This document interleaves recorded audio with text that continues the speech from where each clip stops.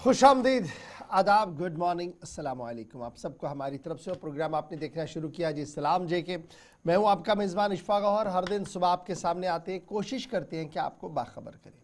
जनवरी की 27 तारीख यानी 2025 का पहला महीना आहिस्ता आहिस्ता कर से रुख्सत पजीर हो रहा है, लेकिन मुसलसल हमारी कोशिश कि हर पल हर वक्त आपको ख़बर से बाखबर करें, ख़बर तह तक बताएं, और ये सिलसिला लगातार जारी है। आज भी प्रोग्राम सलाम जेके में हम आपको ख़बर बताएंगे, तज्जिया करेंगे, तबसरा करेंगे, हालात वाक़ात से आपको रूबरू करवाएंगे। न सिर्फ जम्मू कश्मीर के बल्कि मुल्की सतह पर भी क्या कुछ चल रहा है। एक अहम तरीन पेशरफ्त आज पूरे मुल्क के अंदर हो रही है, वो क्या है उस पर भी बात करेंगे। हिज़्ब इख्तिलाफ एहतजाज पर क्यों आ गया है उस पर भी गुफ्तगू करेंगे। बैनुल-अक़वामी सूरत हाल क्या कुछ है उस पर भी बात करेंगे। और भारत चीन के ताल्लुकात के हवाले से भी आज थोड़ी सी गुफ्तगू करने की कोशिश करेंगे। आप हमारे साथ फटाफट से ज्वाइन कीजिएगा हमारी राब्ता site Facebook, YouTube, Twitter, Instagram और ऑफिशियल वेबसाइट्स पर, जहां पर खबर नहीं, तज्जिया भी, तबसरा भी, और साथ साथ आपका और हमारा राब्ता और रिश्ता भी वहां पर मजबूत होता है। इनबॉक्स आकर ज़रूर हालात वाक़ात से हमें रूबरू करवाएंगे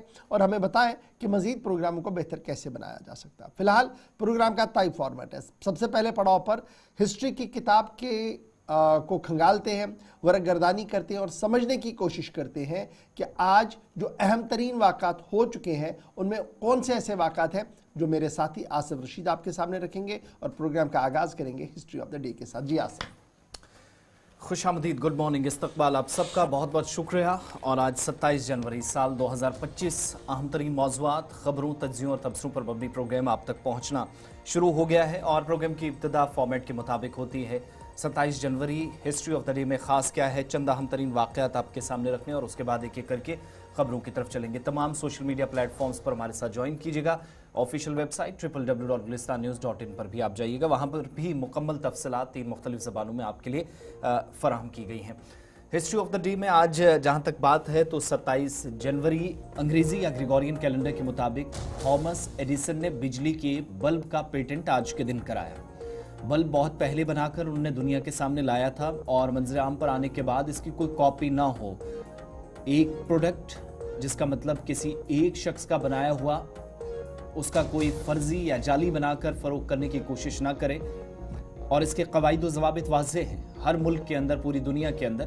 तो थॉमस एडिसन ने भी बिजली के बल्ब का पेटेंट आज के दिन कराया। और यही वजह है कि आज भी जब बल्ब जहाँ तक बनाने या ईजाद करने की बात है तो थॉमस एल्वा एडिसन का नाम सिर्फ फहरिस्त रहता है। 1897 में बाल गंगाधर तिलक को पहली मरतबा गिरफ्तार किया गया। ये वो शख्सियत थी जिन्होंने अंग्रेज़ों के निज़ाम के ख़िलाफ़ आवाज़ बुलंद की और फ्रीडम फाइटर्स में टॉप ऑफ द लिस्ट इनका नाम हमेशा था और रहेगा। आज का दिन ऐसा था जब उन्होंने बगावत का एक मुकदमा उन पर लगाया गया और गिरफ्तारी अंग्रेज़ हुक्मरानों की जानिब से उनकी की गई। 1988 में मुल्क में पहली बार हेलीकॉप्टर डाक खिदमात शुरू की गई। आज के दिन राब्तों को मजीद वसअत देने के लिए यह पहला इकदाम था हुकूमती सतह। साल था 2013। अफगानिस्तान के कंधार में आज ही के दिन बम हमलों में 20 पुलिस एहलकार मारे गए और हमले की जिम्मेदारी तहरीकी तालिबान पाकिस्तान ने ली। साल 1948 पहला टेप रिकॉर्ड आज के दिन फरोख्त हुआ। दुनिया भर के अंदर बरसों तक चलने वाला टेप रिकॉर्ड जो रेडियो की तर्ज पर बनाया गया था, शुरुआत भारत की आज़ादी के तकरीबन 1 बरस के बाद इसकी हुई थी। इसी साल यानी साल 1948 ही था दिन आज का। बाबा कौम महात्मा गांधी ने मुस्लिम फेस्टिवल में आज पहली मरतबा शिरकत की। और इससे पहले कोई इस तरह का बड़ा इवेंट हिंदुस्तान के अंदर हुआ हो, वहाँ पर महात्मा गांधी गए हों, ये बहुत कम मिलता है। लेकिन कहा जाता है कि पहला उनका मुस्लिम फेस्टिवल के अंदर शिरकत करना या इस तरह का पहला मौका था जहाँ वो इस तरह की किसी तकरीब में मेहमान खुसूसी के फ़राइज़ अंजाम दे रहे थे। इसके बाद उनका जनवरी में ही आप जानते हैं कि उनका कत्ल भी किया गया। साल 1951 दिन आज का अमेरिका ने निवादा न्यूक्लियाई तजर्बाती मरकज़ पर 127 एक्सपेरिमेंट्स किए। दिन आज का था और अमेरिका ने उसके बाद ऑफिशियली अनाउंस कर दिया कि वो एक बड़ी ताकत न सिर्फ है बल्कि उसके पास न्यूक्लियर ताकत का भी वो जो टैग है वो लग गया है। साल 1915 में अमेरिकी मैरीन ने हेती पर कब्जा आज ही के दिन किया। 1967 में खला में एटमी हथियार के इस्तेमाल पर पाबंदी के मुआहदे पर दस्तखत आज ही के दिन यानी जनवरी की 27 तारीख को किए गए थे। साल था 1972 दिन आज का जब नक्सली तहरीक के बानी चावरजू मजुमदार की जेल के अंदर मौत हो गई। हालांकि यहाँ से एक नया मोड़ नक्सली तहरीक ने लिया मुख्तलिफ हिस्सों के अंदर। आज भी पहले के मुकाबले काफ़ी कम है मुल्क की सतह पर जो हुकूमत ने इकदाम किए और नक्सलिज़म को ख़त्म करने की कोशिशें की, लेकिन ये शुरुआती दौर था जब तहरीक के बानी इंतकाल कर जाएं और उसके बाद जिम्मेदारियां नए लोग संभालें।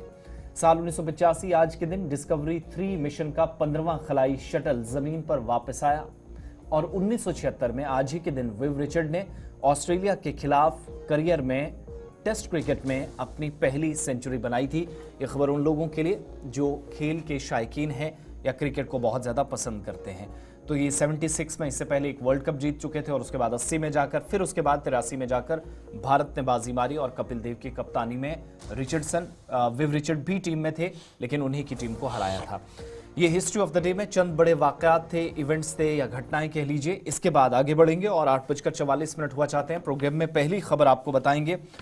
आज बड़ा इंपॉर्टेंट दिन है कुछ एक रियासतों और कुछ यूटीज के लिए, लेकिन उत्तराखंड आज मुल्क की पहली ऐसी रियासत बनने जा रही है जहां पर यूनिफॉर्म सिविल कोड यूसीसी जिसको आप कहते हैं, जिसके लिए मरकजी हुकूमत भी कई मरतबा इशारे करती रही है, मरकजी वुज़रा इस पर बयान देते रहे हैं और खुद वज़ीर आज़म की ज़बान से भी कई मरतबा रैलियों में हमने सुना कि यूसीसी मुल्क के अंदर क्यों ज़रूरी है।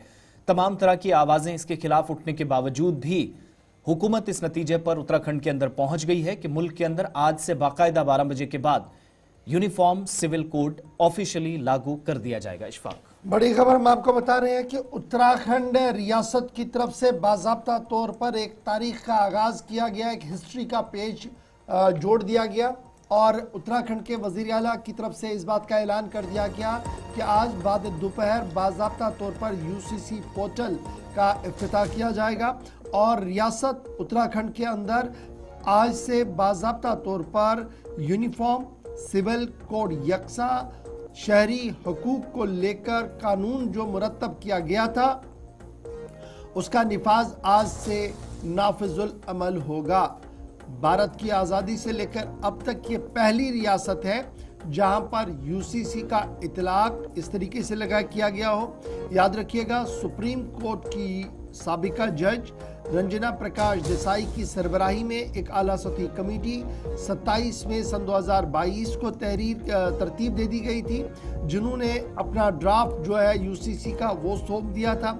जिसके बाद जो साबिक चीफ सेक्रेटरी हैं उत्तराखंड के शत्रुघ्न सिन्हा, उनको ये काम सौंपा गया था कि वो लॉज बनाएं कि किस तरीके से इम्प्लीमेंटेशन इन कानून की होगी और फाइनली स्टेट कैबिनेट ने अप्रूवल देकर वज़ीर आला ने आज के दिन का ऐलान कर दिया था और आज बाद दोपहर बाज़ाब्ता तौर पर उत्तराखंड पूरे मुल्क के अंदर पहली रियासत बनेगी जहां पर यूनिफॉर्म सिविल कोड का इतलाक होगा।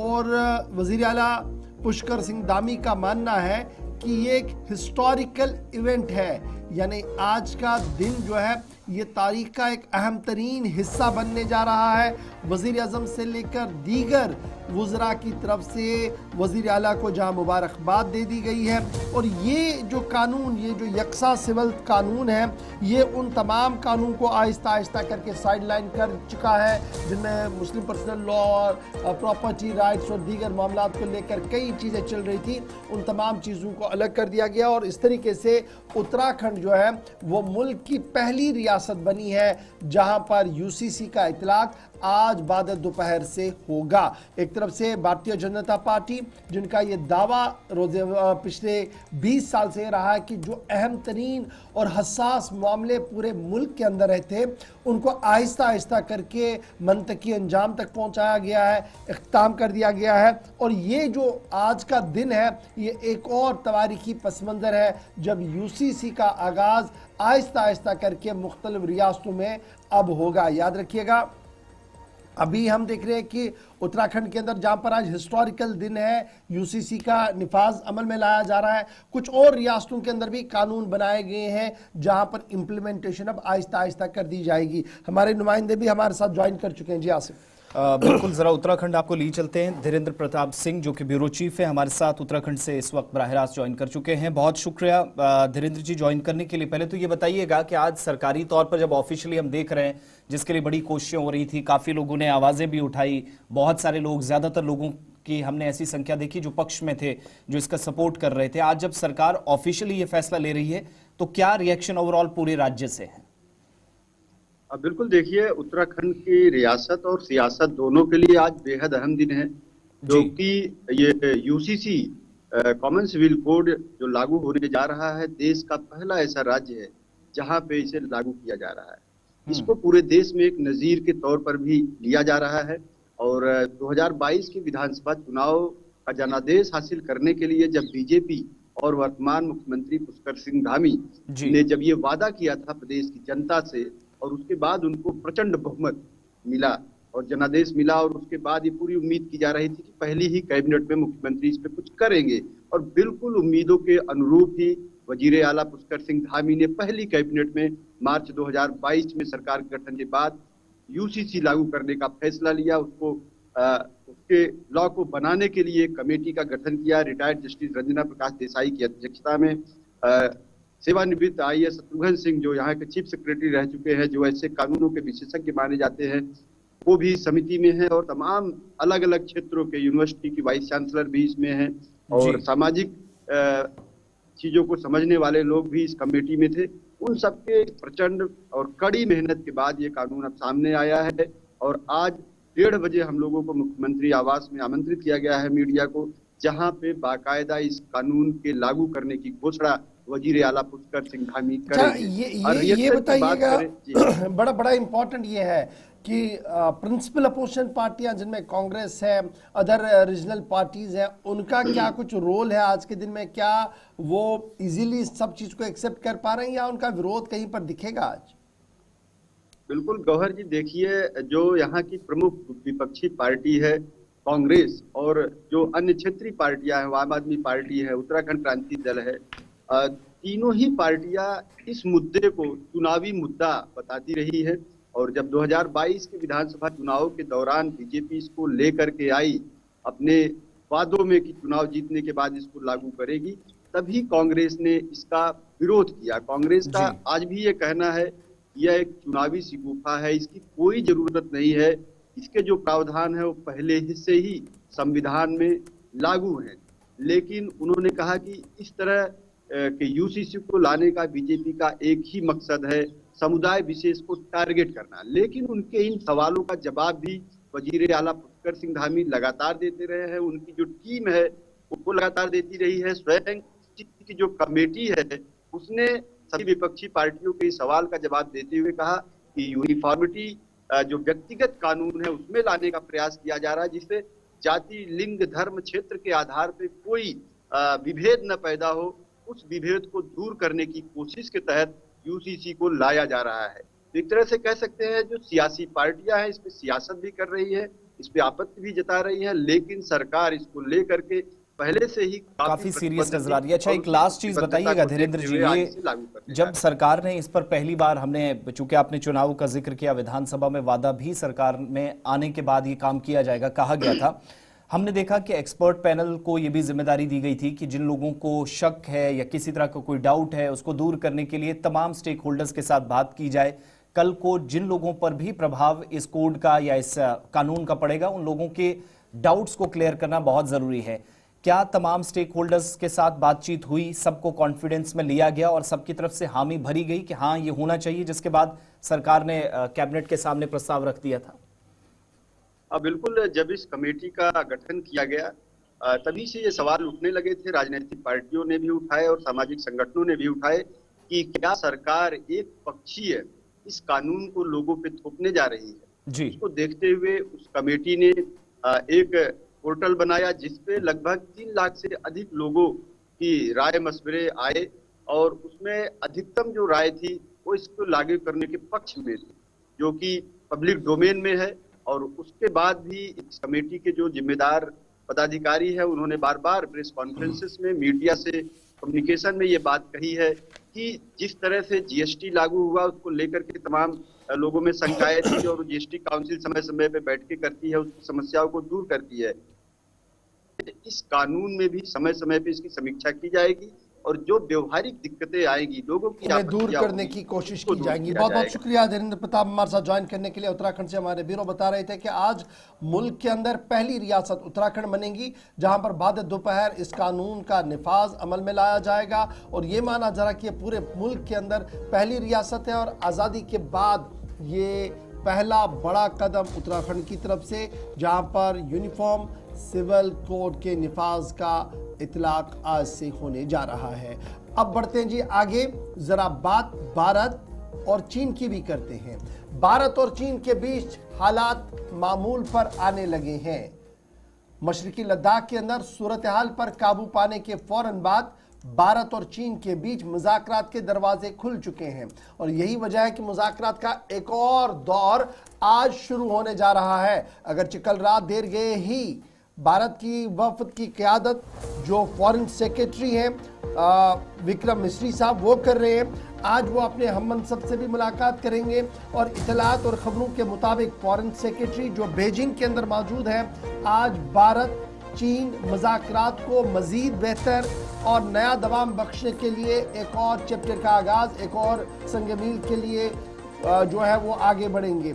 खबर ये है कि ये स्ट्रक्चरल डायलॉग जो है, ये जो मुज़ाकराती अमल है, ये तब शुरू हुआ जब बॉर्डर मैनेजमेंट को लेकर काफ़ी ज़्यादा पेशरफ्त दोनों मुल्कों के दरमियान हुई। यानी मशरकी लद्दाख के अंदर जिस तरीके से फ़ौजें आमने सामने थी और मुख्तलिफ इलाकों के अंदर गश्त नहीं हो पा रहा था, उस पर जूं पेशरफ्त हुई उतनी ज़्यादा बर्फ़ पिघलती हुई चीन और भारत के बीच भी नज़र आया। और अब खबर ये कि फॉरेन सेक्रेटरी जो है विक्रम मिस्री जो चीन के अंदर मौजूद है, वो आज अपने हम मनसब फॉरेन मिनिस्टर के साथ जो सुंग विगडन है उनके साथ आज मुलाकात करने जा रहे हैं। कल उन्होंने इंटरनेशनल डिपार्टमेंट जो head of the international department CPC का जो है सेंट्रल कमेटी का है, उनके साथ भी मुलाकात की और आज की मुलाकात को इंतहाई अहम माना जा रहा है क्योंकि ये तब मुलाकातें हो रही हैं जब लाइन ऑफ एक्चुअल कंट्रोल जो मशरकी लद्दाख का है, जहाँ पर सूरत हाल इंतहाई तनावपूर्ण बनी हुई थी, उसको बेहतर करने की कोशिशें दोनों मुल्कों की तरफ से हुई।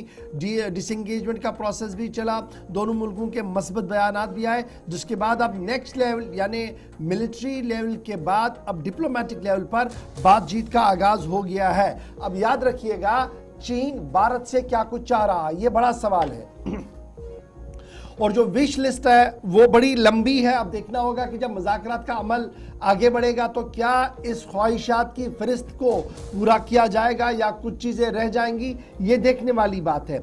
एक तो बड़ा सवाल ये है कि दोनों मुल्कों के बीच भारत और चीन के दरमियान बराह रास्त परवाज़ों का सिलसिला शुरू हो जाए, ये एजेंडा नंबर 1 है। एजेंडा नंबर 2, जो चीन के लोगों पर, चीनी कंपनियों पर पाबंदियां आयद कर दी गई हैं वीज़े पर, उसको भी हटाया जाए, ये दूसरा मसला होगा। फिर डिप्लोमेटिक और स्कॉलर्स यानी जो इंटेलेक्चुअल्स हैं उनके आने जाने पर भी ये जो वीज़ा की रिस्ट्रिक्शंस है इसको हटाने की बात कही गई है।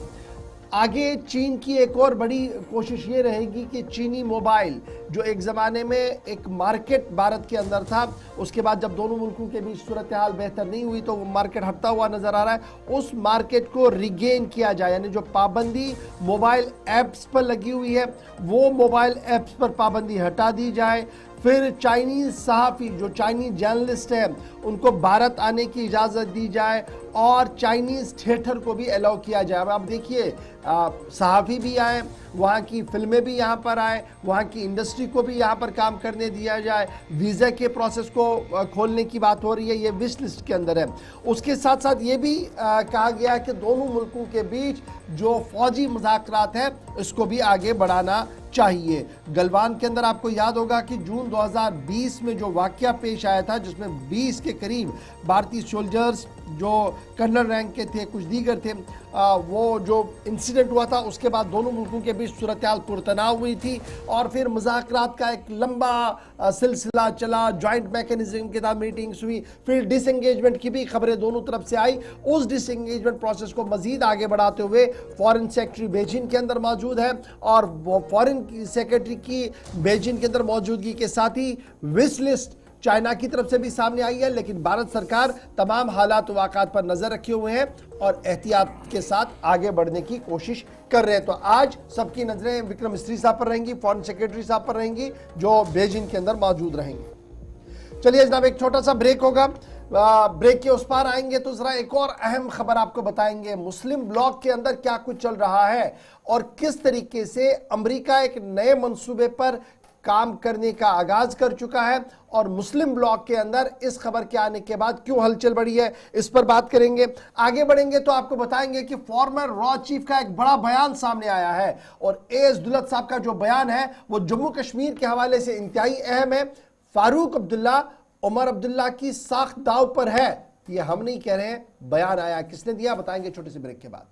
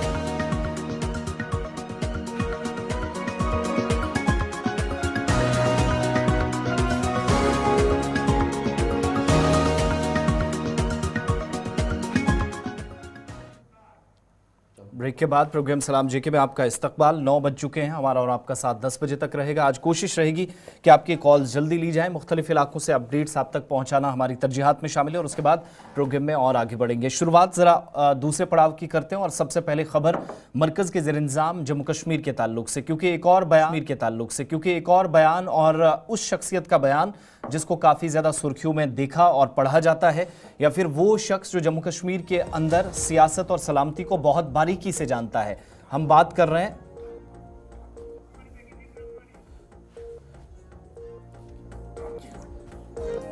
मिडल ईस्ट से। आपको एक खबर बतानी है और उसके बाद सीधा जम्मू कश्मीर की खबरों पर आएंगे। और बड़ा एक मंसूबा, गजा से फलस्तीनियों को बेदखल करने का एक प्लान बन रहा है और इस मंसूबे का जब इंकिशाफ हुआ तो अमेरिकी सदर डोनाल्ड ट्रंप और उनके तमाम हामी इस वक्त निशाने पर आ गए हैं। खबर यह है कि जो लोग गजा छोड़कर चले गए थे उन लोगों को लेकर एक प्लान इस वक्त तरतीब दिया गया है अमेरिका की तरफ से, जिसके मुताबिक ट्रंप उर्दन पर यानी जॉर्डन के ऊपर और साथ साथ इजिप्ट या मिस्र के ऊपर दबाव बना रहे हैं कि मजीद फलस्तीनी अगर अपने इलाकों से अपना इलाका छोड़ते हैं या गजा पट्टी को छोड़कर निकलते हैं तो उनको वो कबूल करें, यानी इस तरह की कोई पॉलिसी बनाए। ऑलरेडी जो पनाहगुज़ीनों को या जिन लोगों को या जो अपना घर बार छोड़ चुके हैं, जो फ़लस्तीनी गज़ा पट्टी से निकल चुके हैं, वो मिस्र के अंदर या फिर जॉर्डन के अंदर दाखिल होते रहे। लेकिन इतलात के मुताबिक एक बड़ा मंसूबा तैयार किया गया, जिसके मुताबिक गजा से फ़लस्तीनियों को जब बेदखल करने का प्लान है तो इजिप्ट और साथ साथ उर्दन मजीद फ़लस्तीनियों को इस मंसूबे के मुताबिक कबूल करें। अमरीकी सदर डोनाल्ड ट्रंप की एक ख्वाहिश है और फ़लस्तीनियों को मुंतकिल करने के जब मंसूबे का इंकिशाफ हुआ तो अमरीकी सदर और व्हाइट हाउस को जबरदस्त तनकीद का सामना इस वक्त मुख्तलिफ ममालिक की तरफ से है। डोनाल्ड ट्रंप ने कल रात देर के जरा ब्लॉग से गुफ्तगू करते हुए इस बात का इजहार किया कि जो लोग फ़लस्तीन से चले गए हैं, वो जिन भी इलाकों के अंदर, चाहे वो उर्दन के अंदर है, दीगर मकामात पर है, उन्हें वहीं पर बसाया जाए और वापस किस तरीके से वो आएंगे, क्योंकि तबाहाल सब कुछ हो चुका है। और ये बयान आने के फौरन बाद बयानात का सिलसिला तेज हो गया है, जहाँ उर्दन के वज़ीर ख़ारजा का बयान सामने आया है, वहीं पर हमास के सरबराह का भी बयान सामने आया है। फ़लस्तीनियों को उनकी सरजमीन से दूर करने की किसी भी मंसूबे को मुस्तरद कर दिया गया है। ये हमास की तरफ से बयान आया, उन्होंने कहा कि हम इसको मुस्तरद करते हैं। और उर्दन ने भी गजा से फ़लस्तीनियों की बेदखली के ट्रंप के मंसूबे को मुस्तरद कर दिया, कहा हम इसका हिस्सा बिल्कुल भी नहीं बनेंगे। इतवार को अमरीकी सदर डोनाल्ड ट्रंप ने गजा के पनाहगुज़ीरों को लेकर मिस्र और उर्दन में जो रिहाइश पजीर लोग हैं, ये इस बात का इस ख्वाहिश का इजहार किया था कि उर्दन और मिस्र गजा के इन लाखों लोगों और लाखों फ़लस्तीनियों पनाहगुज़ीरों को मुस्तकिली तौर पर वहीं पर रुकाए। और जब ये मंसूबा सामने आया तो उसके फ़ौरन बाद दुनिया भर के मुस्लिम मुल्कों की तरफ से डोनाल्ड ट्रंप के इस बयान का जहां मजाक भी उड़ाया गया एक तरफ से, वहीं दूसरी तरफ से ये कहा गया कि एक सोची समझी साजिश है कि किस तरीके से बेदखल किया जाए फ़लस्तीनियों को वहाँ पर और एक यहूदी आबादी वाले इलाके को वहाँ पर कायम किया जाए। इससे क़याम अमन की जो राहें हैं वो और ज़्यादा महदूद हो रही हैं। खबर रसाई इदारों के मुताबिक उर्दन के वज़ीर ख़ारजा का ये बयान तब सामने आया जब अमरीकी सदर डोनाल्ड ट्रंप ने यह तजवीज़ पेश की कि उर्दन सामने आकर इन लाखों पनाहगुज़ीरों को मुस्तकिल तौर पर अपने मुल्क के अंदर ही रखे और उन्हें शहरियत के हकूक़ भी दे, जिसके बाद यह साफ कर दिया गया कि फ़लस्तीनियों को उनकी सरजमीन से कोई दूर नहीं कर सकता है। आर्जी तौर पर पनाहगुज़ीर आ रहे हैं, लेकिन मुस्तकिल तौर पर उन्हें नहीं रखा जाएगा, क्योंकि उनकी सरजमीन फ़लस्तीन है और अर्ज़ मुक़द्दस को किसी भी तरीके से यहूदियों को बसने की इजाज़त नहीं होगी। इस तरीके के बयानात आ रहे हैं और हमास समेत तहरीक इस्लामिया के सरबराहों का बयान भी सामने आ रहा है। और ये ज़बरदस्त बयान जो सामने आया है, इसके बाद सूरत हाल भी इसी तरीके की बनती हुई नजर आ रही है। मिडिल ईस्ट की बात हो रही है तो एक और खबर जरा आपको बताते चलें इसराइल के हवाले से, क्योंकि अमेरिकी सदर डोनाल्ड ट्रंप का जब आप देख रहे हैं इस तरह का कोई मंसूबा है, इस मंसूबे को लेकर सवाल काफी ज्यादा उठना शुरू हुए हैं। अभी बहुत ज्यादा इस पर रिएक्शन भी आप देखेंगे, लेकिन साथ साथ बात जरा अमेरिका और इसराइल की भी करते हैं, क्योंकि इसराइल को अब तक सदर बाइडेन की तरफ से कई फैसलों की मंजूरी के बाद काफी राहत भी पहुंची है, मगर कुछ ऐसे फैसले थे जिन पर उन्होंने आर्जी तौर पर पाबंदियां आयद कर रखी थी और उनमें से एक फैसला सदर ट्रंप ने आते ही पलट दिया है। इस फैसले के मुताबिक इसराइल को बाज़ाब्ता तौर पर 2000 पाउंड वजनी बम फराहम करने की इजाजत अमेरिकी सदर डोनाल्ड ट्रंप की इंतजामिया की जानिब से दे दी गई है। और मकामी मीडिया की रिपोर्ट्स के मुताबिक डोनाल्ड ट्रंप ने इसराइल को 2000 पाउंड वजनी बम फराहम करने की इजाजत देते हुए कहा कि इसराइल को आज यही करना है, जो मदद हमारी तरफ से दी जानी है वो देंगे, और वो तवील अरसे से उनका इंतजार कर रहा था। ट्रंप ने एक सवाल के जवाब में भी इसराइल को जब ये मदद की गई है तो कहा है कि इसराइल को बम फराहमी पर आयद पाबंदियों को क्यों हटा रहे हैं। इस सवाल का जवाब अमेरिकी सदर की तरफ से आया कि उन्होंने ये खरीदे हैं, इसलिए यह पाबंदी हटाई गई। सदर बाइडेन की तरफ से इससे पहले इसराइल को कोई इस तरह की इजाज़त नहीं दी जा रही थी, लेकिन अमेरिकी सदर की जानिब से 2000 पाउंड वजनी बम फराहम करने की इजाज़त देने पर इजरायली वज़ीर आज़म बेंजामिन नेतन्याहू ने ट्रंप से इजरायली हिमायत करने पर इजहार तशक्कुर भी किया है। और नेतन्याहू ने सोशल मीडिया पर पैगाम जारी करते हुए कहा कि इजरायली दिफा के लिए हिमायत पर सदर ट्रंप आपका शुक्रिया, अपने मुश्तरका दुश्मनों का मुकाबला करने के लिए ज़रूरी आलात देने का वादा पूरा करने का भी आपका बहुत शुक्रिया। बाइडेन इंतजामिया ने गजा के अंदर शहरियों पर इजरायली बमबारी पर इन बमों की फराहमी उस वक्त रोक दी थी, लेकिन अब जो सूरत हाल बन रही है वो बिल्कुल मुख्तलिफ है, जहां पर बहुत सारी चीजें अमेरिका के शायद हक में जा रही हैं। इजराइल को लेकर फैसला हुआ गजा पट्टी को मिटाने का या खत्म करना या उसको यहूदी आबादी में तब्दील करने का भी मंसूबा, लेकिन कहीं यही गले की फांस न बन जाए या परेशानी का सबब न बने, इस चीज के लिए भी इस वक्त तमाम तर नजरें मिडिल ईस्ट पर हैं कि अमेरिका इसके बाद क्या करता है। पहले दिन से खामोशी, लेकिन इक्तदार में आने के 4 दिन बाद 2 बड़े मंसूबे जिनके इंकिशाफात होने के बाद अब ये बड़े फैसले हुए।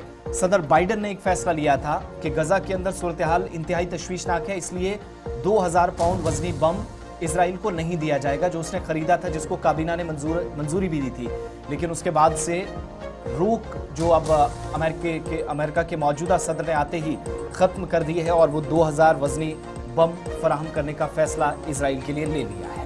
चलिए जनाब, अब जरा बढ़ते हैं जी आगे। इन खबरों से हटकर बात जम्मू कश्मीर की करते हैं और जम्मू कश्मीर के एक ऐसे अफसर की बात करते हैं जिन्होंने सन 1990 से लेकर मुसलसल जम्मू कश्मीर के हालात वाक़ात को देखा है। न सिर्फ 90 बल्कि 84-85 के दौरान जो सियासी अदम इस्तेकाम पैदा हुआ था, उसके बाद जो सूरत हाल पैदा हुई थी, माना जा रहा है कि कलीदी किरदार और कलीदी आदमी के तौर पर इस शख्स को देखा जा रहा है। Raw research and analysis wing के साबिक सरबराह एएस दुल्लत का बड़ा बयान सामने आया है और एएस दुल्लत का मानना है कि मरकज और उमर अब्दुल्ला की साख दांव पर लगी हुई है।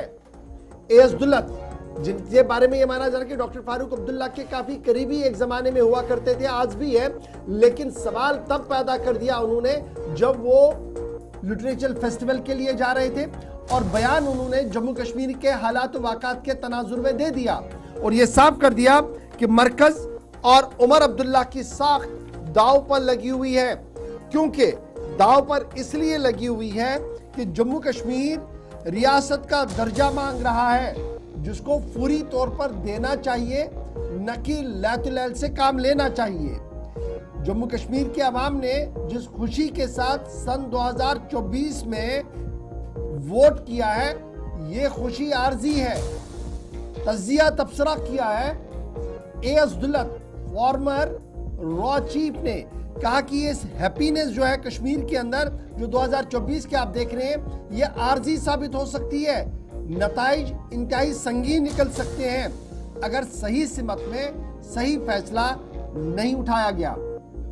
एएस दुल्लत जो साबिक रॉ चीफ है, उनका मानना है कि उमर अब्दुल्ला मरकज के साथ ताल्लुकात को बेहतर बनाना चाहते हैं और जिस सिमत से चुनाव लड़े हैं उस सिमत से हटकर सिर्फ रियासत का दर्जा बहाल करने की मांग कर रहे हैं, जो ये साफ दिखा रहा है कि कॉर्डियल रिलेशनशिप में उमर आगे बढ़ना चाहते हैं, लेकिन मरकज क्या उस रिश्ते को बहाल कर पाएगी, एक बड़ा सवाल है।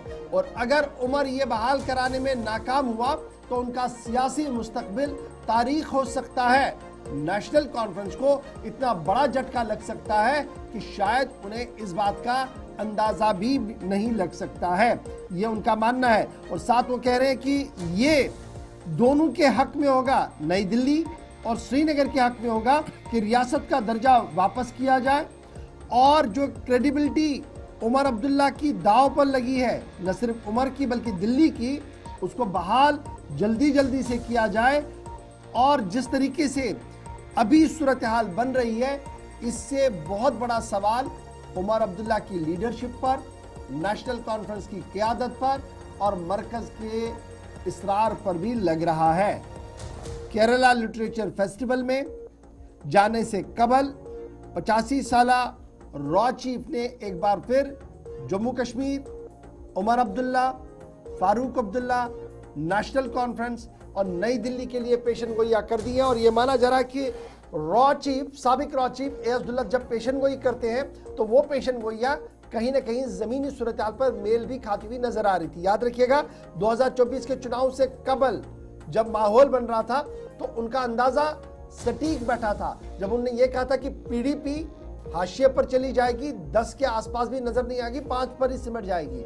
फिर सजाद और दीगर पार्टियों का नाम नहीं लिया, लेकिन ये जरूर कहा था कि रीजनल फोर्सेस जो आपको लग रहे उभर रहे हैं कहीं पर दिखेंगे नहीं।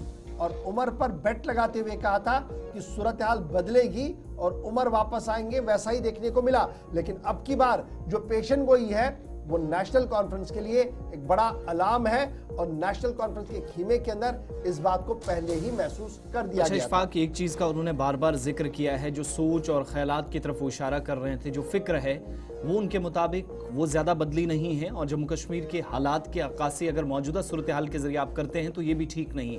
यानी वो जो महबूबा मुफ्ती बार बार कहती रही हैं या रिपीट करती रही इस बात को कि आप सूरत हाल को इस तरीके से बदलने की कोशिश कर रहे हैं कि कहीं फोर्सफुली इकदाम करते हैं लेकिन सोच को, ख्यालात को आप बदल नहीं सकते, उनसे मिलता जुलता बयान। क्या ये इस बात की तरफ भी इशारा है कि 370 वाले वो जो इमोशंस या जो वो जज्बात थे वो अब भी जिंदा हैं और सियासी जमातें अब भी उस पर काम कर रही हैं? देखिए, उन्होंने कल इस बात की वजाहत साफ कर दी कि उमर 370 के बारे में कोई बात नहीं कर रहे हैं, वो रियासत के दर्जे की बहाली करते हैं। लेकिन 370 अगरचे कागजात से हट चुका है, लेकिन जम्मू कश्मीर के लोगों के दिलों के अंदर अभी भी 370 की मौजूदगी एक बड़ा एहसास है। इसलिए उन्हें ये जो देखिए, उनकी 2-3 बड़ी चीज़ें होती है, वो बात डिप्लोमेटिक करते हैं। उन्होंने कहा कि ये जो हैप्पीनेस, ये जो खुशी आपको 2024 के आसपास नजर आ रही है, ये आरजी हो सकती है। फिर आगे बढ़ते हुए कहा कि 370 तो अगर सरकारी तौर पर दफनाया गया तो क्या जहनों में से भी दफनाया गया? ऐसा नहीं है, क्योंकि सूरत हाल जिस तरीके की बन रही है वो एक अलार्मिंग बेल है। और ये सूरत हाल जिसकी अक्कासी रॉ चीफ साहब कर रहे हैं, यह नेशनल कॉन्फ्रेंस के खीमे के अंदर भी देखने को मिल रही है। न सिर्फ नेशनल कॉन्फ्रेंस के खीमे के अंदर बल्कि एंटायर पॉलिसी मेकर्स के खीमों के अंदर भी इस चीज को देखा जा रहा है। फिलहाल बढ़ते हैं जी आगे, जरा बात उस एजाज की करते हैं जो एजाज मुल्क का सबसे बड़ा सिविल एजाज माना जाता है। और जम्मू कश्मीर और लद्दाख को यह तुरा इम्तियाज है कि मुल्क के साथ साथ यहाँ के नौजवान, यहाँ के बुजुर्गों और यहाँ के कलमकारों को भी इस ज़िमन में कल बाज़ाब्ता तौर पर जब अनाउंसमेंट हुई वज़ारत दाखिला की तरफ से तो उनकी हौसला अफजाई बहुत जल्द की जाएगी। 76वें यौम जमहूरिया के मौके पर जम्मू कश्मीर को भी तोहफे मिले और तोहफे उन शख्सियात की तरफ से दिलाए गए जिनका ज़बरदस्त मुख्तलिफ फील्ड्स के अंदर काम है और जम्मू कश्मीर की सकाफत या विरसे को जिंदा रखने या बहाल करने में उनका कलीदी किरदार है।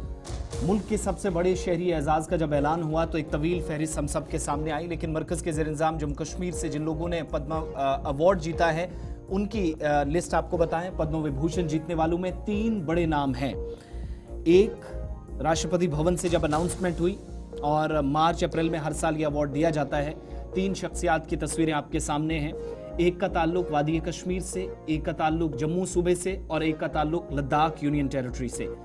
मारूफ एजुकेशनिस्ट, राइटर और वकील, जम्मू के डोगरा कल्चर को, सकाफत को जिंदा रखने वाले प्रोफेसर ललित मगोत्रा, जिनको पद्म विभूषण अवार्ड मिला है, उनके नाम का ऐलान हुआ है। दूसरा नाम, फेमस कनिशॉल बनाने वाले जो आर्टिस्ट हैं, वादी कश्मीर से इनका ताल्लुक, फारूक अहमद मीर, इनके नाम एक अवार्ड गया, यानी उस लिस्ट में ये भी हैं जिनको पद्म विभूषण अवार्ड्स मिलने हैं। और तीसरा नाम, जो बुद्धिस्ट मॉन्क है या आप मजहबी पेशवा भी कह सकते हैं, लामा लोब्जेंग, जो लद्दाख से हैं और अब इस दुनिया में नहीं है, उनको भी ये अवार्ड दिया है मिनिस्ट्री ऑफ होम अफेयर्स की तरफ से। इनकी बेहतरीन खिदमात के लिए अनाउंसमेंट की गई है। तो मार्च अप्रैल में जाकर अवार्ड मिलता है, लेकिन अनाउंसमेंट हो चुकी है। साल 2025 में प्रेसिडेंट की तरफ से 139 पद्मा अवार्ड्स, जिनमें एक अवार्ड है जो ड्यूओ केस है, जो आपको मैंने ऊपर भी गिनकर बताया। ये 3 नाम जम्मू कश्मीर के, तो कुल मिलाकर 139 अवार्ड्स बनते हैं।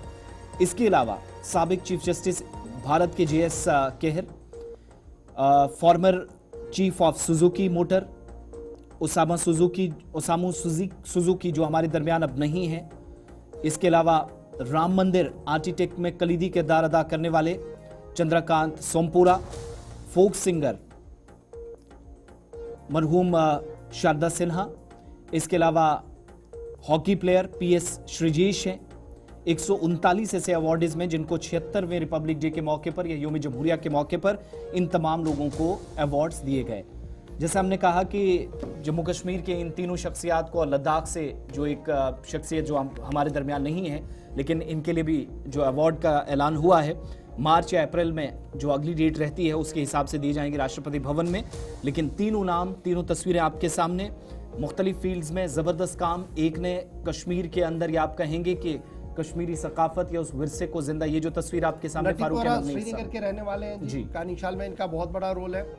मंगोत्रा साहब अपने कलम की वजह से पूरे इंडिया के अंदर फेमस है और मजहबी पेशवा लद्दाख से ताल्लुक़ रखते हैं। इनका भी एक मेजर रोल इस पूरे मामले में बनता है। एक छोटा सा ब्रेक होगा जी। यहाँ पर ब्रेक के उस पार आएंगे तो आपको बताएंगे कि सरहदों पर आग लगी है, लेकिन आग से नुकसान ज़्यादा नहीं हो पाया, लेकिन आग कैसे लगी है उस पर ज़रा गुफ्तगू करते हैं।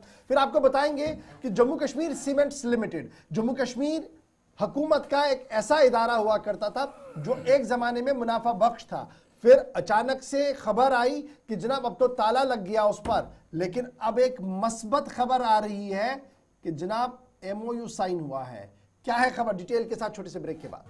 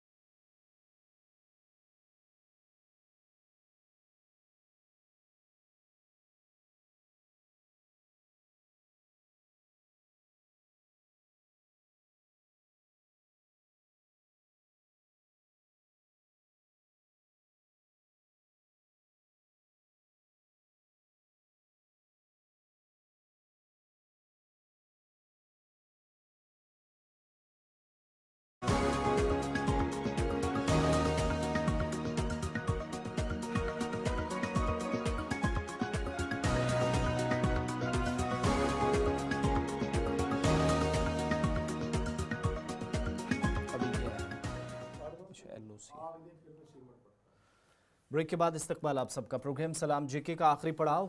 बहुत बहुत शुक्रिया आप सबका हमारे साथ बने रहने के लिए।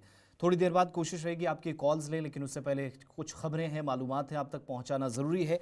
बात ज़रा लाइन ऑफ कंट्रोल के एक ऐसे इलाके की जहां पर गुज़श्ता 12 घंटों में आग लगी है और आतिशज़दगी के इस वाक़े में नुकसान की इतलात हैं, लेकिन जुज़वी नुकसान की, मगर ख़तरात अभी कम नहीं हुए हैं। जिला पुंछ का Mendhar sector line of control के करीबी हिस्से में इतलात के मुताबिक आग लगने के बाद जंगलात में जब आग लगी है तो इस इलाके के अंदर शाम 4 बजे के बाद 3 से 4 माइन ब्लास्ट हुई हैं। इस तरह की भी खबरें मौसूल हो रही हैं। वो इलाका जो एक तरह से बफर जोन भी कहलाता है, जहां पर इस हिस्से के अंदर नक्लो हरकत कई मरतबा महदूद सिर्फ इसलिए की जाती है क्योंकि भारत पाकिस्तान की सरहद है, हद मुतारका कहलाती है, और किसी भी तरीके से नुकसान ना हो, माली या जानी नुकसान से बचने के लिए एहतियाती तौर पर अफवाज पीछे रहती हैं और गश्त भी होती रहती है। लेकिन आग लगने के बायस मुख्तलिफ इलाकों में इस तरह की खबरें आती रहती हैं। धमाकों की काफ़ी आवाज़ें इस इलाके के अंदर मकामी ज़राए ने जो हमें बताया है कि इस हिस्से के अंदर मेंढर में लाइन ऑफ कंट्रोल पर धमाकों की आवाज़ें सुनाई दी गई हैं, जिससे इस बात का खदशा भी है कि शायद कहीं ऐसा ना हो कि रिहायशी इलाकों की तरफ या कोई इस तरह का नुकसान ना हो, उस तरफ आग ना भड़के। फौरी तौर पर इक़दाम की भी ज़रूरत है। ज़रा अपने नुमाइंदे के पास चलते हैं। हमारे साथ ताहिर अली काज़मी ज्वाइन किए हैं, मेंढर से हमारे साथ हैं। ताहिर, क्या मज़ीद तफसीलात हैं आपके पास? और ये जो तकरीबन 4 बजे के आसपास कल इनपुट मिला था कि आग लगी है जंगलात के इस इलाके में, लेटेस्ट अपडेट इस वक्त क्या है?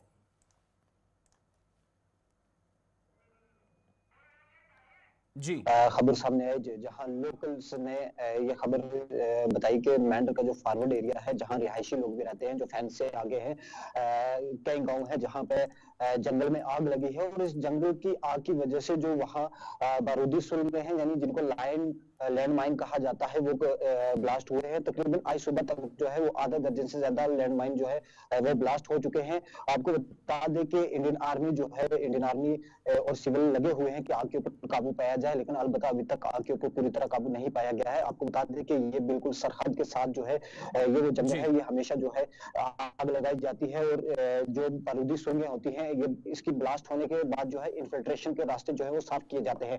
हमेशा जो है वो ये कोशिश की जाती है कि आग लगा के यहाँ से जो इन्फिल्ट्रेशन या जो रुकावटें आती हैं इन्फिल्ट्रेशन, उन चीजों को खत्म किया जाए। वहीं आपको बता दें कि मुतल्लिका महकमे की जानिब से कुछ रोज कबल जो है एक पेशेंगोई भी की गई थी। ये गाइडलाइंस दी गई थी कि आगे जो है वो सूखे का मौसम आने वाला है और उसमें जो है जंगलों में आग लगने का खतरा है। जी आसिफ, ये आग का इंसिडेंट जो पेश आया है या आग लगी है, सरहद के उस तरफ से शुरू हुई या इस तरफ से, क्या कंफर्मेशन है? जी आसिफ, इसके ऊपर कंफर्मेशन नहीं है, लेकिन अलबत्ता अगर हम ये बता दें कि ये जो आग है ये बिल्कुल सरहद के साथ से शुरू हुई है, बिल्कुल पाकिस्तान के साथ जो जंगल है वहां से शुरू हुई है। ये अंदेशा लगाया जा सकता है कि कहीं ना कहीं ये पाकिस्तान की तरफ से आग लगाई गई है, क्योंकि पाकिस्तान की तरफ से पहले भी देखा गया है, कई बार देखा गया है कि पाकिस्तान की तरफ से आग लगाई जाती है, क्योंकि ये जो जंगली एरिया है, ये भी जंगली एरिया से जो है दरअंदाजी की कोशिश की जाती है। आग की वजह से कई रुकावटें जो है वो खत्म हो जाती हैं, चाहे वो लैंड माइन हो या फिर जो फेंसिंग की गई हो या फिर जो रास्ते हैं वो रास्ते साफ हो जाते हैं। जी आसिफ, चलिए बहुत शुक्रिया ताहिर अली काज़मी हमारे साथ ज्वाइन करने के लिए। कल रात देर के खबर सामने आई थी कि सरहद के पास इलाकों के अंदर धमाके हुए हैं, उसके बाद जंगल का जो एरिया है वहाँ पर इस वक्त जो है वो आग लगी हुई थी। रात देर के से अभी तक इतलात इसी तरीके की सामने आई। अब ज़रा आगे बढ़ते हैं, बात जम्मू कश्मीर सीमेंट्स लिमिटेड की करते हैं। एक ऐसा इदारा जो एक ज़माने में मुनाफा बख्श था, एक ज़माने में खसारे में था, और फिर आहिस्ता आहिस्ता कर उस पर ताला चढ़ा दिया गया और ये कहा गया कि ये वाइब्रेंट यूनिट नहीं है जी, इसको आगे नहीं चलाया जा सकता है। लेकिन अब खबर ये है कि जम्मू कश्मीर सीमेंट्स लिमिटेड और एक मारूफ सीमेंट कंपनी सैफको कंपनी के दरमियान, सैफको सीमेंट्स के दरमियान एक मुआहिदा तय पाया गया है और जम्मू कश्मीर सीमेंट्स जो है वो जॉइंट वेंचर में सैफको सीमेंट्स के साथ काम करेगी और कुल मिलाकर 170 करोड़ से ज़्यादा सैफको का जो मामला है वो अब जेके सीमेंट्स के पास रहेगा। सैफको ने अपने 60% सीमेंट फैसिलिटी जो है वो जेके सीमेंट्स को देने का फैसला लिया है और इस तरीके से प्रोडक्शन और प्रोडक्टिविटी को आगे बढ़ाने के लिए कोशिशें की जा सकती है। जम्मू कश्मीर सीमेंट्स लिमिटेड की तरफ से ये साफ कर दिया गया कि 60% ऑफ इक्विटी स्टेक जो है सैफको का वो जेके सीमेंट्स के पास रहेगा और इस तरीके से काम को आगे बढ़ाने की कोशिश की जाएगी। अब सीमेंट फैक्ट्रीज की जहाँ तक हम बात करें तो कुछ प्राइवेट प्लेयर्स ज़रूर हैं जो जेके सीमेंट्स के बाद मैदान में आए, वो बेहतर काम करते रहे, लेकिन जेके सीमेंट्स उतना ज़्यादा बेहतर काम नहीं करता रहा। फाइनली अब ये खबर सामने आई है कि एक एमओयू साइन हुआ है। क्या है ये एमओयू और क्या इससे जम्मू कश्मीर सीमेंट्स के रिवाइवल की कोई बात सामने आएगी या इस जॉइंट वेंचर में फायदा किसी और प्लेयर को मिलता हुआ नजर आ रहा है? बहुत हमारे साथ हमारे नुमाइंदे इमरान नाइक को ज्वाइन करेंगे। इमरान, बहुत शुक्रिया जी ज्वाइन करने के लिए। अभी जो इतलात हमारे पास है वो यही है कि एमओयू का मसवदा तैयार किया गया है, सिग्नेचर्स हो गए हैं और अब आने वाले इस डील को जो रेगुलेटरी अप्रूवल्स हैं वो ली जाएंगी आने वाले चंद दिनों के अंदर अंदर। और उसके बाद खुनमो श्रीनगर, जहां पर 50 कनाल से ज़्यादा ज़मीन इनके पास मौजूद है, वहां पर यह कोशिश की जाएगी कि सीमेंट की पैदावार को अब उठाया जाए, बढ़ाया जाए, क्योंकि consumption of cement Jammu Kashmir के अंदर बहुत है और मार्केट जितना है उतना शायद जम्मू कश्मीर सीमेंट्स नहीं कर पा रहा था। क्या हम ये समझ पाए कि ऑन रिवाइवल मोड पे जम्मू कश्मीर सीमेंट्स है या सैफको सीमेंट्स का असासा मजबूत होगा, वो मजबूत होंगे क्योंकि उन्होंने ये दिखाया कि प्राइवेट प्लेयर किस तरीके से काम कर सकते हैं, या सैफको बंद हो रहा है और जम्मू कश्मीर सीमेंट्स मजबूत हो रहा है?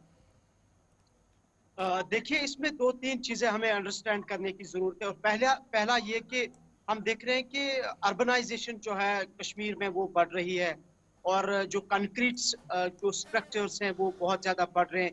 इंफ्रास्ट्रक्चर डेवलपमेंट्स हो रही है, चाहे हम ट्रेन इंफ्रास्ट्रक्चर देखें, हम टनल्स को देखें, या हम नेशनल हाईवे रोड्स को देखें, या जो इनर लिंक्स बढ़ रहे हैं, या गवर्नमेंट के जो सेक्टर्स हैं उनमें जो बिल्डिंग्स का जो इंफ्रास्ट्रक्चर है वो काफ़ी बढ़ रहा है। और जैसे सबसे मैंने अहम बात बताई कि अर्बनाइजेशन का एक बहुत बड़ा फैक्टर है। और ये सारे जो मामला इसको हम जब देखते हैं तो जाहिर सी बात है कि ये चीज़ें ये जाहिर करती है कि सीमेंट की डिमांड जो है वो कश्मीर वैली में बहुत ज़्यादा बढ़ रही है या जम्मू के अंदर बहुत ज़्यादा बढ़ रही है। एक तो ये फैक्टर है। दूसरा ये कि जिस तरह से आपने भी कहा कि हमारे पास भी वो इत्तलात है और हम भी इस चीज़ को एनालिसिस जब हम करते हैं टेक्निकली, तो हम देख रहे हैं कि सैफको सीमेंट जो है वो ऑल्दो कि उनके क्लेम्स है कि वो काफ़ी हाई क्वालिटी के हैं, लेकिन कहीं ना कहीं कंपनी जो है वो कुछ सालों से हम देख रहे हैं कि उस तरीके से वो उसकी अपलिफ्टमेंट नहीं हो रही है जिस तरीके का उनका क्लेम है या जो लॉन्ग रन में देखा जा रहा था।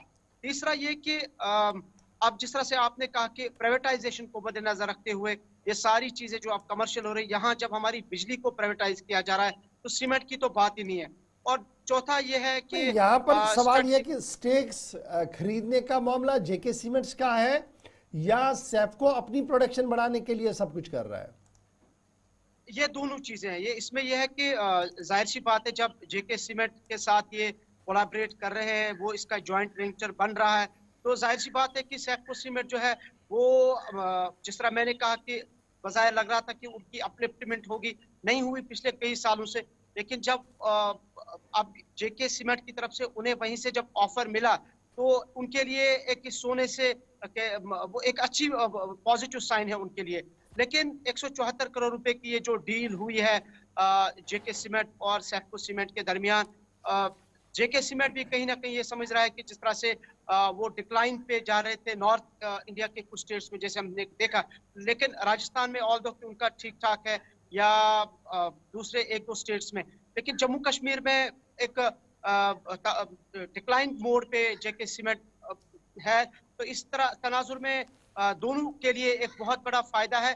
लेकिन ये एक जो डील 174 करोड़ रुपए की हुई है, अभी चूंकि इसमें लीगल फॉर्मेलिटीज करनी बाकी है, लेकिन पिछले कुछ 4-5 सालों से हमने देखा कि जो जेके सीमेंट की जो सालाना रेवेन्यू है, जिस तरह से हम भी देख रहे हैं कि 24 कुछ मिलियन टन्स इसकी जो ये जो कैपेसिटी बन चुकी है, तो उस तनाजुर में मैं समझता हूं कि सैफको सीमेंट के लिए ही ये एक बड़ा पॉजिटिव है। और उन्होंने जिस तरह से 60% जो अपनी जो हिस्सादारी है वो जेके सीमेंट को दी है सैफको सीमेंट ने, तो दोनों साइड से हम देख रहे हैं। अच्छा इमरान, अब ये भी हवाला दिया जा रहा है ना कि इस एग्रीमेंट से या इस जॉइंट वेंचर से मकामी मईशत को भी फायदा है, जरा ये समझाइएगा कैसे? और वो जो एम्प्लॉयमेंट की एक गारंटी होती है हर किसी मंसूबे के साथ, क्या वो है? देखिए, जब हम इस डील को देख रहे हैं उस एग्रीमेंट में ये चीजें लिखी गई है और जेके सीमेंट ने ये भी कहा है कि इससे जो लोकल एम्प्लॉयमेंट जनरेशन है वो जनरेट होगी और इसमें सस्टेनेबल एनवायरनमेंट की भी बात हुई है और लोकल पॉपुलेशन का, जिस तरह से आपने भी कहा कि उनके एम्प्लॉयमेंट का सबसे बड़ा फैक्टर रहता है कि क्या नौजवान उसमें, बेरोजगार उसमें एंगेज होंगे। तो क्लेम तो बड़े किए जा रहे हैं, लेकिन हमने इससे पहले भी देखे बड़ी कंपनीज यहाँ पे आई, चली गई, और कितने लोग यहाँ पे उनको एम्प्लॉयमेंट कितनी मिली वो भी हमारे पास है। तो बदकिस्मती से हम मुल्क में टॉप कर रहे हैं Jammu and Kashmir unemployment ratio में, और हमारे पास पीएचडी से लिखे पढ़े लोग हैं। लेकिन अब देखना होगा ये कि ये जो एग्रीमेंट हुआ है 174 करोड़ रुपीस का इस कश्मीर वैली में, तो जहां सेप्को सीमेंट के पास भी 54 एक्टर लैंड है, इनका जो यूनिट मैन्युफैक्चर लैंड यूनिट है, तो वो भी क्लेम कर रहे हैं कि इसमें लोकल पॉपुलेशन को जो है एम्प्लॉयमेंट जनरेशन होगी। लेकिन ये तब होगा, ये सारी चीजें अभी कागजों में है, डॉक्यूमेंट्स पे है, प्रैक्टिकल कब होंगी वो तब होगा जब सारी चीजें जो है जमीनी सतह पर। चलिए, बहुत शुक्रिया इमरान नाइक को हमारे साथ ज्वाइन करने के लिए। आप जरा इस एग्रीमेंट को और जरा खंगालिएगा और हमारे नाजरीन तक पहुंचाइएगा कि दरअसल जेके सीमेंट्स राइज हो रहा है या सेप्को का कोई मामला है, इसकी जरा और बारीक बीनियों को समझने की कोशिश करें ताकि हम अपने व्यूअर्स को इन डेप्थ बता पाएं कि आखिर ये जो डील हुई है ये किस तरीके किया और कौन कहां पर खड़ा है। फटाफट से आप कॉल कर भी शुरू करेंगे, थोड़ी से वक्फे के बाद आपकी कॉल्स को हम लेना शुरू करेंगे। एक खबर आपके सामने रखेंगे, उसके फौरन बाद कॉल्स का सिलसिला होगा। और ये खबर इंतहाई अहम है क्योंकि रजौरी का मामला है जहां पर दर्जनों लोगों की मौत हुई। मरकजी हुकूमत यानी वजारत दाखिला से लेकर जम्मू कश्मीर हुकूमत तक मुतहरिक है और पूरा इलाका कंटेनमेंट जोन के अंदर बना दिया गया। सूरत हाल ये थी कि मरकज से लेकर जम्मू कश्मीर की टीमें वहां पर तैनात कर दी गई हैं और इन टीमों के बीच में खबर ये है कि अभी भी तकरीबन 300 के करीब ऐसे लोग हैं जो क्वारंटीन सेंटर के अंदर हैं, जिन पर निगाह रखी जा रही है, सूरत हाल को देखने की कोशिश की जा रही है। और इस बदलाव के बीच खबर यह है कि टीम काफी ज्यादा एक्टिवली हर एक चीज को मॉनिटर कर रही है। बुदल के अंदर पीने के पानी की सप्लाई से लेकर दीगर मामलात पर भी नजर रखी जा रही है। जो एक्सपर्ट्स की टीम है वो एम्स और पीजीआई चंडीगढ़ के साथ राब्ते में है। वॉर रूम बनाया गया है जीएमसी जम्मू के अंदर जो इंतजामिया के साथ राब्ते में है। और ये साफ किया जा रहा है कि जिस तरीके से दिल्ली की तरफ से नज़र रखी जा रही है, दिल्ली मरकजी हुकूमत की तरफ से नज़र रखी जा रही है और राब्ते में तमाम अफसरान को किया गया, उसका ये नतीजा हुआ है कि अब मजीद कोई अमवात अभी होती हुई नज़र नहीं आ रही है और स्टेबिलिटी की ओर ये इलाका जाता हुआ नज़र आ रहा है। इसमें दो तीन चीज़ें और भी हैं जो बड़ी इंपॉर्टेंट है, इस हिसाब से देखनी ज़रूरी है कि खित्ते के अंदर अब इसके बाद क्या। तहकीकात तो अपनी जगह चल रही है, लेकिन मुतासरा गाँव से जो हमारे पास जानकारी है कि 350 के आसपास लोग जो राजौरी मुंतकिल किए गए, नंबर 1।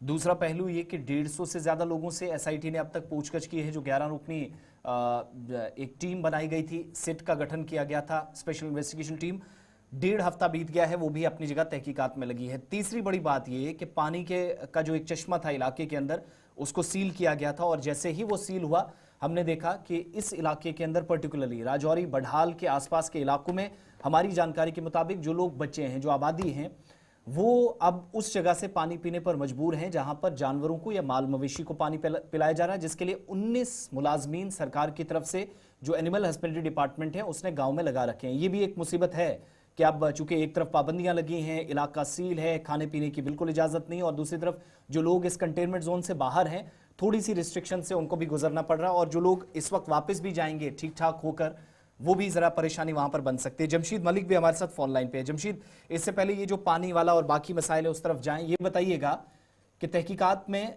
कोई ऐसी बात सामने आई है? 150 प्लस लोगों से पूछताछ, मुंतकली का सिलसिला, कई लोगों से सवालों जवाब क्या अब तक हासिल किया जा चुका है या किया जा सका है इन बिटवीन 50 डेज?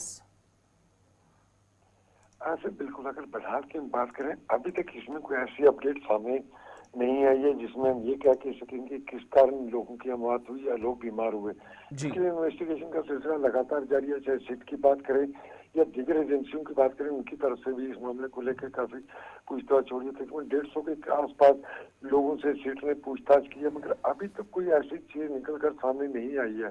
दूसरी तरफ अगर इस इलाके की बात करें तो लोगों का ये मानना है कि जिस तरह इन लोगों जो लोगों को राजौरी मुंतकिल किया गया, इनमें से भी ऐसे लोग हैं जिनसे पूछताछ की जा सकती है, मगर उनसे अभी तक पूछताछ नहीं की गई है, क्योंकि लोगों को यहाँ लाया गया या फिर लोगों को वापस ले जाया गया, मुझे ऐसा लगता है कि इन लोगों से पूछताछ जरूर की जाए। अच्छा, ये जो खबर है कि बुढ़ाल में हफ्ते में सिर्फ 2 बार पानी फराहम हो रहा है, जो शेड्यूल बना दिया गया है, और लोग बारिश का पानी जखीरा करने और वो जो माल मवेशी के लिए पानी इस्तेमाल हो रहा है वही पानी इंसान भी इस्तेमाल कर रहे हैं। इस बात में कितनी सच्चाई है और कैसे चीज मैनेज हो रही है? सिर्फ जिस तरह लोगों की तरफ से कई सारी बातें की जा रही हैं, मगर ऐसा देखा हमने क्योंकि जब हम ग्राउंड पर पहुंचे थे तो वहाँ लोगों को पानी टैंकर के जरिए फराहम किया जा रहा था।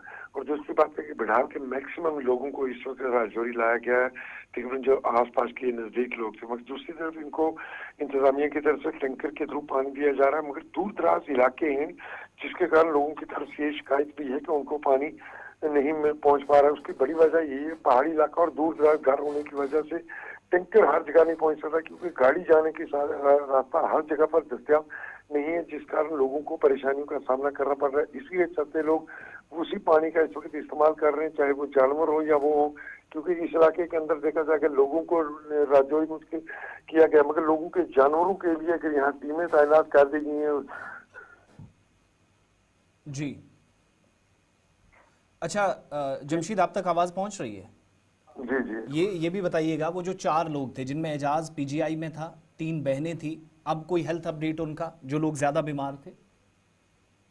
ऐसे भी कुल मिलाकर इस वक्त तक 15 के आसपास लोग हैं जो जेरे इलाज हैं, जिसमें 11 राजौरी के अंदर, 3 जम्मू के अंदर और 1 चंडीगढ़ के अंदर। इनके हवाले से बेहतर खबर यही है कि लोग काफी रिकवर कर चुके हैं, जिसके बाद डॉक्टरों ने राहत की सांस ली। और बड़ी चीज ये भी है कि पिछले कई दिनों से कोई ऐसा मामला भी निकलकर दोबारा सामने नहीं आया, जिससे ये राहत भरी खबरें जरूर सामने आ रही है। मगर उसके बावजूद अभी तक जहाँ ये चीज साफ नहीं हो पा रही है कि किस कारण लोगों की जाने की है कि तब तक इस मामले को पूरी तरह ये भी नहीं कह सकते हल हुआ जब तक ये मामला सामने नहीं आएगा। मगर राहत भरी खबर ये जरूर है कि किसी के दोबारा बीमार होने की कोई खबर सामने नहीं आई। जो लोग बीमार थे वो भी काफी सेहतियाब होते जा रहे थे।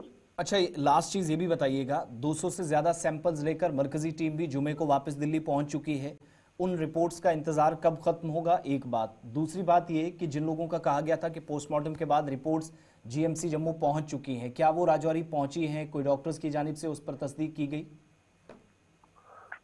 अच्छा, बिल्कुल। डॉक्टर से जब हमने इस वाले से बात भी की थी तो डॉक्टर का ये कहना था कि जो जीएमसी जम्मू के अंदर पोस्टमार्टम की गई उनकी रिपोर्ट इनको मेडिकल कॉलेज राजौरी को नहीं फॉर्म की जाएगी, बल्कि पुलिस को दी जाएगी ये रिपोर्ट, यही से, क्योंकि इसको क्रिमिनल एंगल से भी देखा जा रहा है। और इस दूसरी तरफ जहाँ तक वो सैंपल्स की बात है, वो सैंपल्स को लेकर पहले ही वहाँ के रुकन असेंबली ने इंकशाफ किए थे कि अगर टीम यहाँ पहुंची तो सैंपल राजौरी क्यों पड़े रहे और सैंपल क्यों लेट भेजे जा रहे। अब इसमें थोड़ा सा ये काम शुरू किया गया है और इन सैंपल की रिपोर्ट अभी तक कुछ इस तरह सामने खबर नहीं है कि कब तक आएगी। मगर जो लोगों के सैंपल लिए जा रहे थे उनमें से किसी तरह का कोई ऐसी चीज सामने नहीं आई। मगर जो एक चीज खबर जरूर निकल कर सामने आई थी कि जिन लोगों की पोस्टमार्टम रिपोर्ट पहले आई थी उनमें कुछ अलग टॉक्सिन पाया गया था, और जो चंडीगढ़ के अंदर जेरे इलाज है नौजवान, उसके अंदर अलग टॉक्सिन पाया गया। ये चीजें जरूर देखने वाली हैं कि 2 किस्म के टॉक्सिन की खबरें इस वक्त सामने आ रही है कि इनके अंदर से जो पाए जा रहे हैं आपसे। अच्छा, सबसे बड़ी प्रॉब्लम यहाँ पर यह है, बहुत बहुत शुक्रिया जमशीद हमारे साथ ज्वाइन करने के लिए। एक और बड़ी मुसीबत जो इस इलाके के अंदर वो हेल्थ के हवाले से है,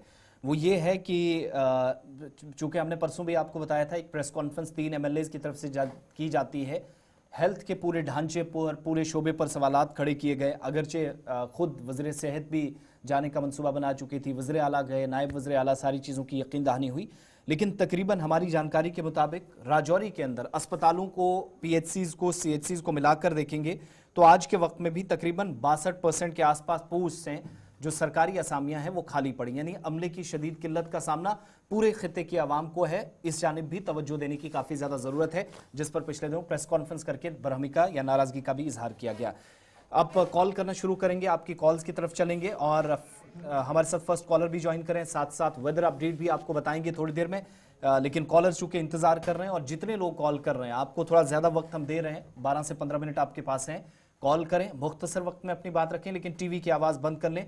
चारों नंबर्स आपकी स्क्रीन पर 12587669 44899 448 पर आप कॉल करना शुरू करें। पहले कॉलर हमारे साथ लाइन पर। हेलो, अस्सलाम वालेकुम। वालेकुम अस्सलाम। अस्सलाम। जनाब व्हाट्सएप क्यों गुरु बड़गाम पे जी व्हाट्सएप करे वारे फिर गुजारिश तकरीबन गए 2-3 वरी फोन करान में आब खतर पे शब्दन तरीश कोर आबन कैनन मन रेडी मन आटोन मन साइकलन पे स्कूटरस पे ये नीलकांठ ये इलेक्शन जून राजधानी तुम बूझ नीलकांठ तथ मज किरदार ये नीलक आल बह कहें 6 रुपये खालिक इकवटे बिजली बिल। बहुत शुक्रिया बडगाम सेंट्रल कश्मीर से कॉल करने के लिए भट्ट साहब। नेक्स्ट कॉलर हमारे साथ लाइन पे। हेलो अस्सलाम वालेकुम जनाब। जी वालेकुम अस्सलाम जनाब बस जिनवर पे अर्ज करान बिजली डिपार्टमेंट अत पावर सोवरी पे तार मीटर मीटर लगित। ऑडियो बड़ा ब्रेक है इसमें, कॉल को ड्रॉप करें मेहरबानी करके, दोबारा से आप दोबारा कॉल करें, जरा नेटवर्किंग जोन में बहुत कम आ रहा है ऑडियो और समझना काफी मुश्किल हमारे लिए हो रहा है। एक और कॉलर दे दीजिएगा। हेलो, नाम बताइएगा कहाँ से? हेलो जी, नाम बताएं कहाँ से? अस्सलाम, मैं सोपोर से मोहम्मद शफी साहब।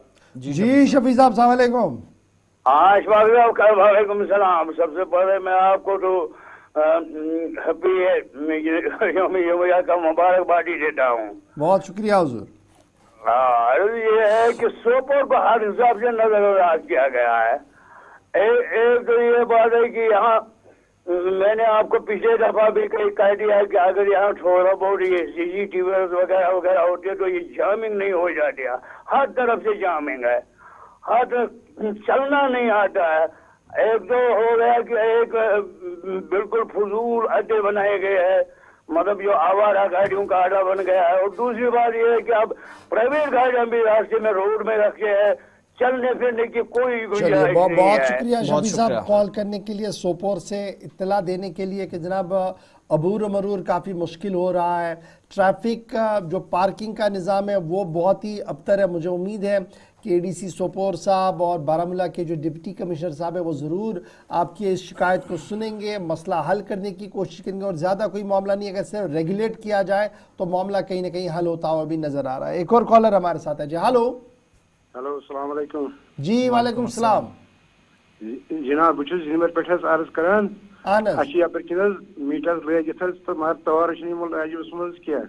अच्छा, दोम चीज कम चलो ठीक चेकिंग करान तो ये जन थम तार इथे कन लूक करान अत मज खिलाफ वर्जी लागान लाइन इन वनो तुम लगो यपर किन तार केबल तथ पे करान गौर कहें जन तुलान मतलब जूनीमर जिनमर सोवरी बिल्कुल सोवरी पे फीडर वान पे पावर वैसे आसान। लेकिन ये बड़ा प्रॉपर कंसर्न तुंद कि मीटर लगिक और पावर हन थोड़ा सा आसान, लेकिन अगर केबलिंग सह हुक गसान सह मजीद राहत मिली शहरस। ये एक बड़ा पॉजिटिव ट्रेंड है जो हम देख रहे हैं कि लोग कह रहे हैं कि जनाब अब आप मीटर तो लगा रहे हैं लेकिन केबलिंग साथ साथ कीजिएगा, इंसुलेटेड वायर डालिएगा ताकि किसी भी तरीके से कोई लूप होल ही ना बचे, कोई हुक डाले। एक मस्बत पहल है, मस्बत सोच है जिसका हम खैर मकदम करते हैं। बहुत अच्छी बात है जी। मुझे उम्मीद है कि KBDCL के जो नए जिम्मेदार आए हैं वो इस आवाज़ को ज़रा सुने और ये फीडर वन जोनीमार सोवरा के आसपास की जो शिकायतें इसको हल करने की और थोड़ी सी तवज्जो दें। एक और कॉलर है जी हमारे साथ। हेलो, नाम बताएं कहां से? मैं बोल रहा हूँ शौकत जैनकदो से। जी शौकत साहब। हाँ, मेरा ये मसला है कि मेरे मोबाइल में सिम जो चल रहे हैं वो BSNL के चल रहे हैं। अच्छा, तो उनकी सर्विस ही खत्म है टोटल। फिर मैं BSNL ऑफिस गया तो उन्होंने कहा आप अपने सिम पोर्ट कीजिए दूसरे नंबरों पे क्योंकि हमारी सर्विस टोटल खत्म है। मुझे बताइए, ये सरकारी महकमा है एक, और इस सरकारी महकमे में कोई सर्विस ही नहीं है, हम क्या आप करें? मतलब वो अपना नेटवर्क बंद कर रहे हैं? अब पता नहीं, वो उधर से ऑफिसर ही कह रहे हैं हमारा नेटवर्क चल ही नहीं रहा है, आप दूसरे नंबरों पे पोर्ट कीजिए नंबर।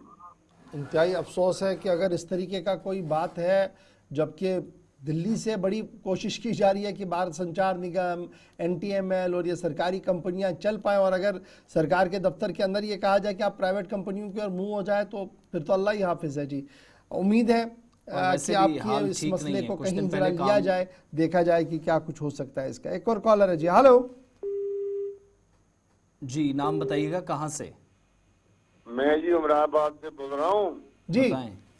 उमराबाद से बोल रहा हूँ। मुझे एक अर्ज है, ये जो यहाँ से ट्रैफिक चलता है ना कमरवारी चौक से आगे क्या नाम है शाल टैंक तक, जी ये जो कमरवारी चौक है ये 200 फुट चौक है सड़क। 200 फुट चौक में भी गाड़ी मोड़ नहीं सकता आदमी, आधा किलोमीटर आगे जाना पड़ता, वापस आना पड़ता है। अच्छा, अब रहा दूसरा चौक शाल टैंक का, जनाब वैली, वहाँ 400 फुट सड़क है, वहाँ 400 फुट में भी आदमी गाड़ी नहीं मोड़ सकता है। उसको आगे आधा किलोमीटर जाना है, फिर वापस आधा किलोमीटर आना है, फिर जाना है इधर हाजिर की तरफ। अच्छा जी। ये एक मुसीबत है। ट्रांसपोर्ट कमीशनर है सड़क पर, RTO है सड़क पर, SSP ट्रैफिक है सड़क पर। ऐसी चीजें नहीं देखते हैं पब्लिक को कितना तकलीफ हो रहा है। जरा इन 2 चौकों के बारे में आप भी इतला करें ऐसे इनको, पर ये देखो इतनी लंबी चौकी सड़क है फिर भी गाड़ी नहीं मोड़ सकता आदमी, ये मुसीबत है। चलिए, बहुत शुक्रिया जी कॉल करने के लिए। एक और कॉलर हमारे साथ है जी। हेलो। अस्सलाम वालेकुम। वालेकुम अस्सलाम रहमतुल्लाह। जी, मैं जमन से हूँ। जो हमारा जो E-ऑटो है ना, E-ऑटो जो है वो अभी हमें बोल रहे हैं कि कोई रेट फिक्स नहीं है। वो भी हमें पर हेड लेते हैं 20 रुपीज बाईपास तक, जमन टू बाईपास। किस एरिया में? श्रीनगर का जमन, एरिया। फन जो है। बहुत शुक्रिया आपकी कॉल का। तो वो ट्रांसपोर्ट नहीं कमिश्नर मानते के हैं। ऑर्डर्स पर भी अगर इस तरह की बात की जाती है तो फिर बड़ा अफसोस का मकाम है। हालांकि एहतजाज के बाद हुकूमत अभी किसी नतीजे पर नहीं पहुंची कि उन ऑर्डर्स को रिवाइज किया गया या रिव्यू किया गया हो, मगर ये है कि वो जो 10 रुपये वाला है वो ऑफिशियल ऑर्डर है और ट्रांसपोर्ट कमिश्नर के नोटिस में ये बात दोबारा आनी चाहिए। बहुत शुक्रिया आपकी कॉल का। Next collar. हेलो जी, नाम बताएं, कहाँ से? जी मेरा नाम निसार अहमद है, नटीपुरा से। बताएं। जी मेरा फ्री सीजिंग कमेटी जो हमारे चेयरपर्सन आज के हैं प्रेजेंट में सुनील हारी साहब। आप दोबारा कॉल करें, आपकी आवाज़ बड़ी ब्रेक हो रही है, थोड़ा नेटवर्किंग जोन में आइएगा। Next collar. Hello. Hello hello. चले जी, ड्रॉप करें। अच्छा, एक बड़ी दिक्कत हम आजमाते हैं कि हैंग किया जाता है फ़ोन, मतलब आप काटते नहीं है, फिर दूसरे का नंबर नहीं लगता, उससे बड़ी परेशानी होती है। लास्ट 2 कॉल्स लेंगे जी प्रोग्राम के। हेलो हेलो, अस्सलाम वालेकुम। जी वालेकुम सलाम। गौहर साहब, अशफाक साहब, मैं करता सलाम। जी जी जी वालेकुम सलाम। हाजी गुलाम रसूल गनाई जामिया मस्जिद गनाई माला बड़गाम पे। जी हाजी साहब। मैं अर्ज कि सतपाल मलिक गवर्नर JNK अहन हज तमें पे बड़गाम निमुत सह जॉइंट फॉरेस्ट में बनाम 2 कमिटियन अहन तथ लज तमो खुदाई कर कम त्रोक अति वुन तान न बनान पकुन जामिया मस्जिद से लिक रोड की हो अपोज नमाज बनान खसन अपोज मुलाजिम बनान खसन नमाज वाले गसान मुश्किल अस कोर वारे फिर हुकामन तथ पे अर्ज कि अत लग तो खुदाई थवस कर बाकी अवाम इन दरबदर वुन तान कहीं गसान तक मेहरबानी कर वातान तो DC साहब सारे एग्जीक्यूटिव इंजीनियर PWD तमन कर मेहरबानी कर रिक्वेस्ट अवान अम तले गो आजाद जरूर, चूंकि बड़ अहम चौक तो वन पोज का मरकजी जामिया मस्जिद बड़गम अंदर यन सासवार लुक नमाज गसान और अगर अतन ती दिक्कत रोज और DC ऑफिस पे क्या मीटर दूर और अगर DC साहबस ये इंफॉर्मेशन लगे तेल इंतहाई अफसोसनाक मामला कि नाक के नीचे ये सब कुछ हो रहा है। फिर लास्ट कॉल लेंगे जी प्रोग्राम के। हेलो अस्सलाम वालेकुम। जी वालेकुम सलाम।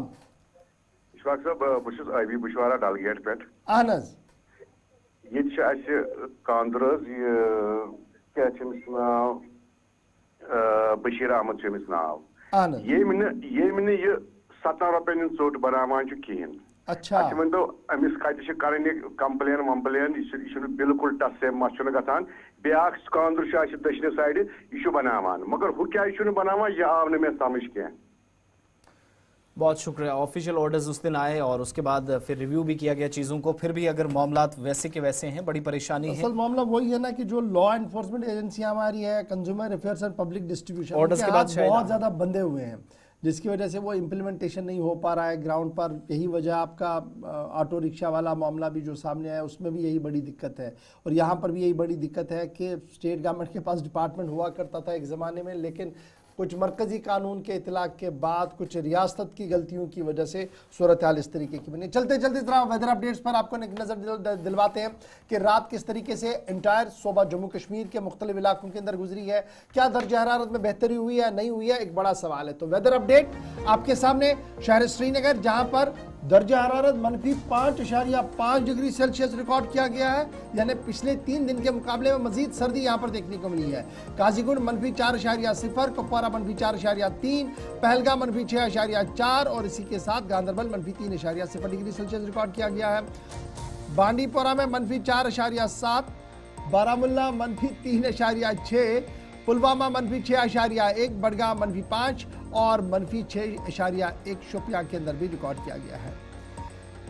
और जम्मू की सूरत हाल थोड़ी सी बेहतर आपको नजर आएगी। जम्मू प्रॉपर के अंदर 5.8 रात का दर्जा हरारत, सामा 1.0 डिग्री सेल्सियस रिकॉर्ड किया गया, डोडा 14.6 डिग्री सेल्सियस रिकॉर्ड किया गया, रामबन 22.0 डिग्री और किश्तवाड़ 5.3 डिग्री सेल्सियस रिकॉर्ड किया गया है। उधमपुर के अंदर रात का दर्जा 3.3, पुंछ 4.1।